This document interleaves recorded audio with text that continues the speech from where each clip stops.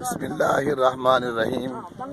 اللہ کے فضل و کرم سے ہم اس وقت جو ہے قبیلہ سعد کے اس مقام پر کھڑے ہیں جہاں میرے آقا علیہ الصلوۃ والسلام نے بچپن کے 6 سال گزارے، اور یہ جو 4 دیواری نظر آ رہی ہے یہ حضرت حلیمہ سعدیہ رضی اللہ تعالی عنہا کا گھر مبارک کا کمرہ ہے جہاں میرے مصطفیٰ علیہ الصلوۃ والسلام آرام فرمایا کرتے ہیں۔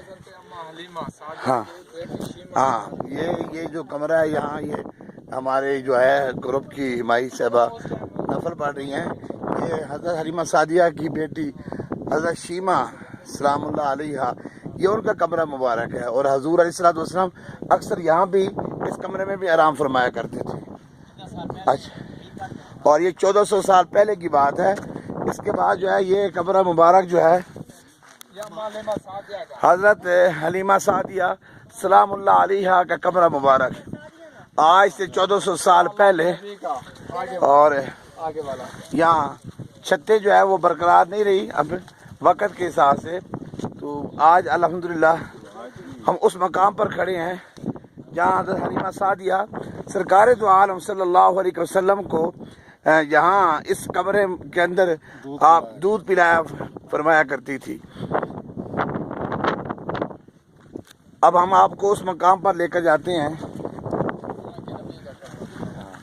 اللہ کے محبوب کا نبی آخری زمان کا کمرہ، اور ہمارا جو گروپ جو ہے الحمدللہ کافی بلندی پر اس کمرے کی زیارت فرما رہا ہے۔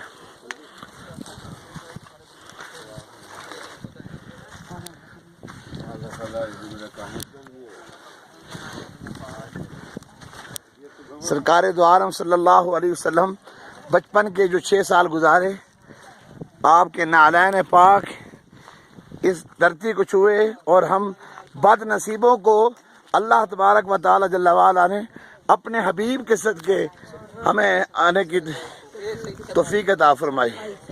یہ کمرہ وہ کمرہ ہے جہاں میرے مصطفیٰ مدنی کریم صلی اللہ علیہ وسلم جو ہے وہ آرام فرمایا کرتے تھے، اور الحمدللہ ہم سب جو ہے اس وقت یہاں اس کمرے کی زیارت فرما رہے ہیں۔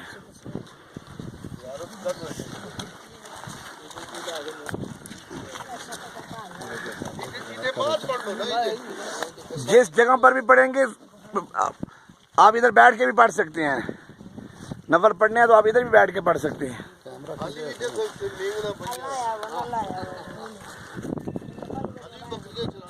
سبحان اللہ۔ اور الحمدللہ کہ یہ جو قبیلہ سعد ہے یہ ان حضرت حلیمہ سعدیہ کے قبیلے والے جو ہے آج تک انہوں نے اس سلسلے کو جاری رکھا ہوا ہے، ابھی بھی وہ بکریاں چراتے ہیں اسی مقام پر۔